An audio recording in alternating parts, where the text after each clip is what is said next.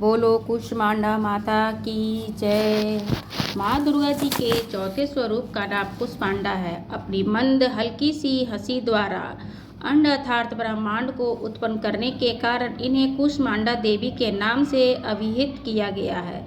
जब सृष्टि अस्तित्व नहीं था, चारों ओर अंधकार ही अंधकार था, परिवार था, तब इन्हीं देवी अपने इर्द हास्य से ब्रह्मांड की रचना की थी। अतः यही सृष्टि की आदि स्वरूपा आदि शक्ति है। इनके पूर्व ब्रह्मांड का अस्तित्व था ही नहीं। इनका निवास सूर्य मंडल के भीतर के लोक में, सूर्य लोक में निवास कर सकने की क्षमता और शक्ति केवल इन्हीं में है। इनके शरीर की कांति और प्रभा भी सूर्य के समान ही देदीप्यमान है और भास्वर है। इन्हें तेज की तुलना इन्हीं से की जा सकती है। अन्य और कोई भी देवी देवताओं इनके तेज के प्रभाव की क्षमता नहीं रख सकते हैं। इन्हीं के तेज और प्रकाश से दसों दिशाएं प्रकाशित हो रही हैं और ब्रह्मांड की सभी वस्तुओं और प्राणियों की अवस्थित तेज इन्हीं से छाया हुआ है। इन्हीं की 8 भुजाएं हैं, अतः ये अष्टभुजा देवी के नाम से भी विख्यात हैं। इनके 7 हाथों में क्रमशः कमंडलू, धनुष, वाण, कमल, पुष्प, अमृत पुण्य, कलश, चक्र तथा गदा है। 8वें हाथ में सभी सिद्धियों और निधियों को देने वाली जपमाला है।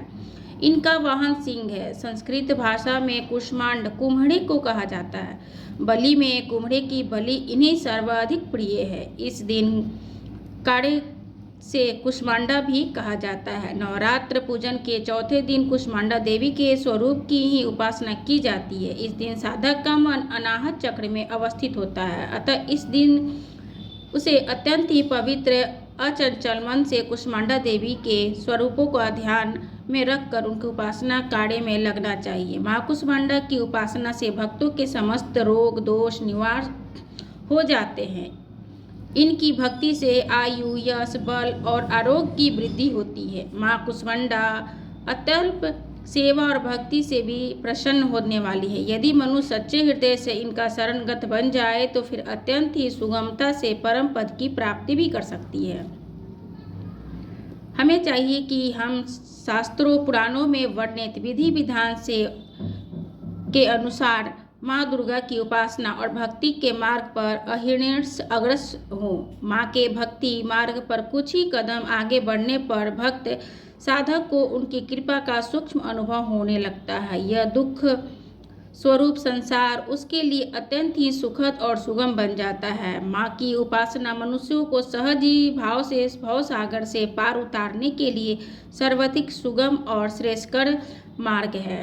माँ कुष्मांडा की उपासना मनुष्य को अधियों को व्याधियों से सर्वथा मुक्त करके उसे सुख, समृद्धि, उन्नति की ओर ले जाने वाली है। अतः अपनी अलौकिक परलौकिक उन्नति चाहने वाले को इनकी उपासना में सदैव तत्पर रहना चाहिए। बोलिए माता कुष्मांडा की जय।